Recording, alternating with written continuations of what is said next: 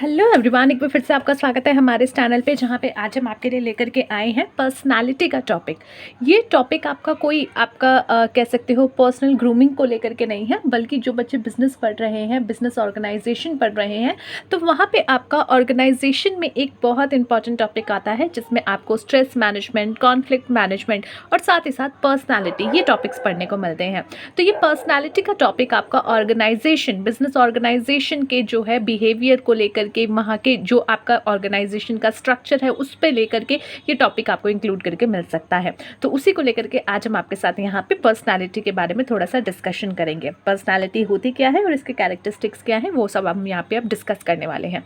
देखिए, आपके business organisation में या किसी भी ऑर्गेनाइजेशन में, किसी भी एंटरप्राइजेस में, किसी भी बिजनेस में जो है बहुत तरीके के लोग रहते हैं या काम करते हैं। अब बहुत तरीके से मेरा मतलब क्या है, हर व्यक्ति का अपना अपना पर्सनल पॉइंट ऑफ व्यू होता है, हर व्यक्ति की अपनी पर्सनालिटी होती है, हर व्यक्ति के अपने सोच विचार होते हैं और काम करने का अलग तरीका होता है और हर चीज़ पर रिएक्ट करने का अलग तरीका होता है। आपके घर में आपके माता पिता के द्वारा जन्मे हुए 2 या 3 जो भी अगर आप भाई बहन हैं, अगर आप अपना ही कंपैरिजन करोगे तो आप पाओगे कि किसी एक का नेचर थोड़ा सा शाय हो सकता है, दूसरे का नेचर थोड़ा सा बोल्ड हो सकता है, या बिल्कुल अपोजिट हो सकता है, या थोड़ा सा जो है सिमिलर हो सकता है।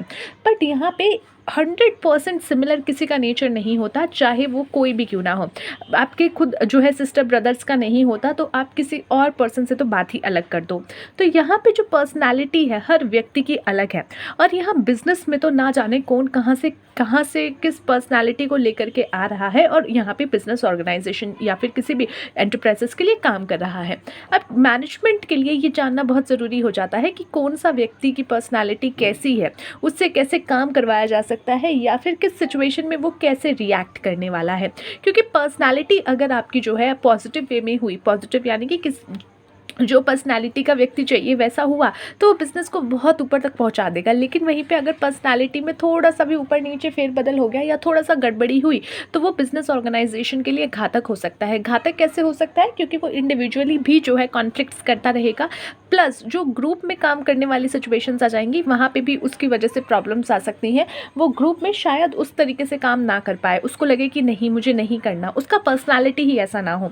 तो इसीलिए पर्सनालिटी को थोड़ा सा स्टडी करना, ऑल्सो उसके बारे में चीज़ों को कैसे कंट्रोल करना है, कैसे पर्सनालिटीज़ को थोड़ा सा जो है स्टडी करके चलना है, क्योंकि आप उस पर इफेक्ट नहीं कर सकते। एक मैनेजर जो है किसी की पर्सनालिटी चेंज नहीं कर सकता, इसीलिए उसको जो है हर अपने एम्प्लॉय का थोड़ा बहुत पर्सनालिटी की नॉलेज होनी चाहिए कि किसकी क्या पर्सनालिटी है। ठीक है, अब पर्सनालिटी क्या है? एक इम्पॉर्टेंट एस्पेक्ट है इन अंडरस्टैंडिंग कि ह्यूमन बींग का जो है मोस्ट इम्पॉर्टेंट, देखो अब आपकी जो पर्सनालिटी है वो क्या है, एक इम्पॉर्टेंट एस्पेक्ट है in understanding the human beings that are the most important resources of organization. यानी कि किसी ह्यूमन बींग का जो अंडरस्टैंडिंग है, उसको अंडरस्टैंड करने के लिए आप जो है पर्सनालिटी को देखते हो। अब उसकी अंडरस्टैंडिंग आपके लिए क्यों ज़रूरी है? क्योंकि ह्यूमन बींग्स क्या है, वो आपके मोस्ट इंपॉर्टेंट रिसोर्सेज हैं आपकी ऑर्गेनाइजेशन में। आपके ऑर्गेनाइजेशन में मनी होता है, मैन होता है, आपके जो है अदर मटीरियल होता है, जिसको यूज़ करके आप अपनी ऑर्गेनाइजेशन के ऑब्जेक्टिव्स अचीव करते हो। लेकिन पैसा खुद ब खुद चल के किसी प्रोजेक्ट में नहीं लगेगा, रिसोर्सेज खुद ब खुद चल के अपने किसी भी जगह पे नहीं लगेंगे। For all these other resources को ठीक से अगर आप यूज़ करना चाहते हो, तो आपको ह्यूमन रिसोर्सेज की आवश्यकता पड़ेगी। और इसीलिए ह्यूमन रिसोर्सेज ऐसे रिसोर्सेज हैं जो कि आपके बाकी सारे रिसोर्सेज को कंट्रोल करते हैं, एंड इसीलिए ह्यूमन रिसोर्सेज को थोड़ा सा आपको जानना, उसकी अंडरस्टैंडिंग करना इंपॉर्टेंट हो जाता है। They provide life to other resources. ये कौन से रिसोर्सेज हैं? जो कि बाकी अदर रिसोर्सेज को लाइफ प्रोवाइड करते हैं for accomplishment of good goals and objectives. Human energy make all the difference in organizational personality determine the human energy. जो एक ह्यूमन की एनर्जी है वो आपकी ऑर्गेनाइजेशन में जो है all the differences in organization रखती है, और यहाँ पे जो पर्सनालिटी है वो आपका डिटरमाइन करता है ह्यूमन एनर्जी। यानी किसी भी ऑर्गेनाइजेशन में जो भी आपके डिफरेंसेस हैं वो सारे क्यों हो रहे हैं? बिकॉज ह्यूमन एनर्जी की वजह से। और ह्यूमन एनर्जी किस कहाँ से आपकी आ रही है, कहाँ से डिटरमाइन हो रही है? वो हो रही है पर्सनालिटीज़ की वजह से। अब next is Stephen P Robbins, जिन्होंने डिफाइन किया पर्सनालिटी को as the sum total of ways in which an individual react and interacts with other. ये सबसे सिंपलेस्ट डेफिनेशन मुझे मिली थी, इसलिए मैंने इसको यहाँ छाप दिया। आपकी बुक में हो सकता है कोई और डेफिनेशन हो, बट अगर आपको वो समझ नहीं आ रही, आप ये डेफिनेशन यूज़ कर सकते हो, ये बहुत ईजीएस्ट मुझे लग रही है। तो यहाँ पे आपकी जो डेफिनेशन है वो क्या कही जा रही है कि पर्सनालिटी क्या है, एक सम टोटल है। सम total of what? Some total of the way in which an individual react, जिसमें किस तरीके से एक इंडिविजुअल रिएक्ट कर रहा है या फिर दूसरों के साथ इंटरैक्ट कर रहा है, उन सब बिहेवियर, उन सब चीज़ों का जो है एक सम आपका बन के आता है, जो कि आप कहते हो पर्सनालिटी। ठीक है। कैरेक्टरिस्टिक्स की बात करें तो first one is your refer to both physical and psychological qualities of an individual, यानी एक इंडिविजुअल की दोनों physical as well as psychological qualities जो हैं वो यहाँ पे इसका मतलब है कि यानी कि किसी व्यक्ति की पर्सनालिटी कैसी है। अगर आप ये कह रहे हो कि इस एम्प्लॉय की पर्सनालिटी कैसी है, so it means you are talking about the physical appearance as well as means physical presentation, physical आपकी qualities as well as your psychological qualities. ठीक है, कि दिखने में भी थोड़ा सा ठीक हो। ठीक मतलब ये नहीं कि फेयर एंड लवली लगा के गोरा गोरा घूम रहा हो, नहीं।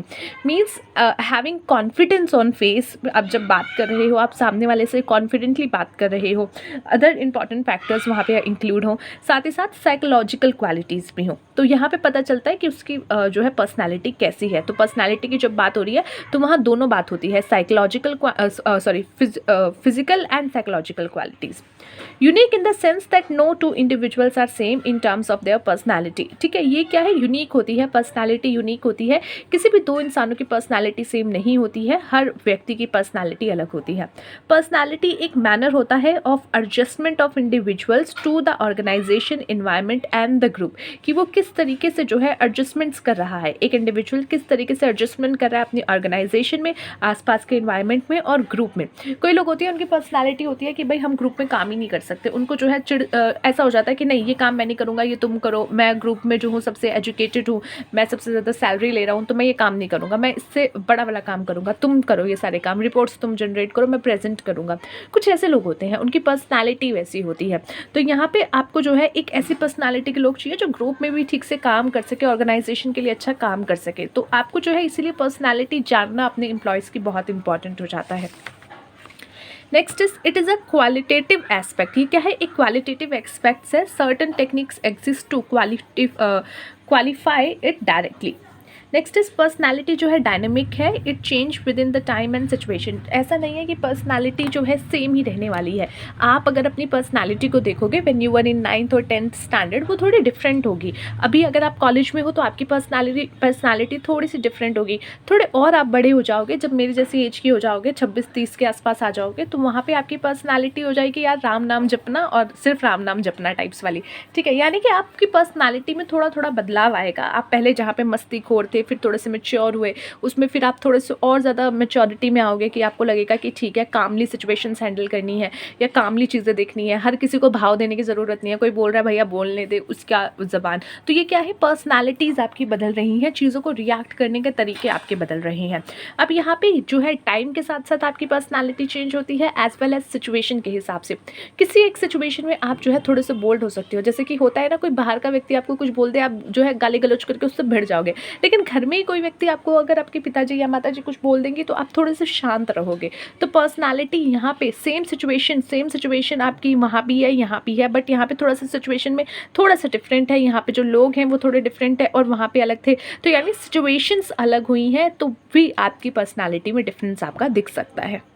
पर्सनालिटी जो है एक सिस्टम है, it has input processing and output mechanism. ये एक तरीके का सिस्टम है जहाँ पे आपकी कुछ इनपुट प्रोसेसिंग होती है और आउटपुट मैकेनिज्म आता है।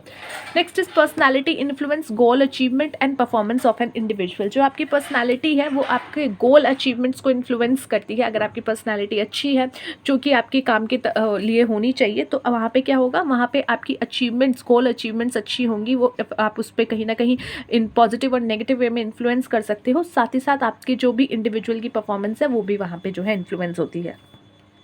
So that's it for today guys. आज के वीडियो के लिए इतना ही, जहाँ पे हमने डिस्कस किया पर्सनालिटी एंड उसके characteristics.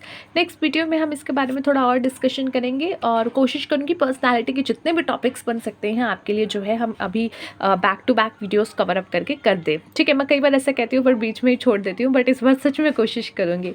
So let's see you in the next video. Till then take care of yourself and take care of your health.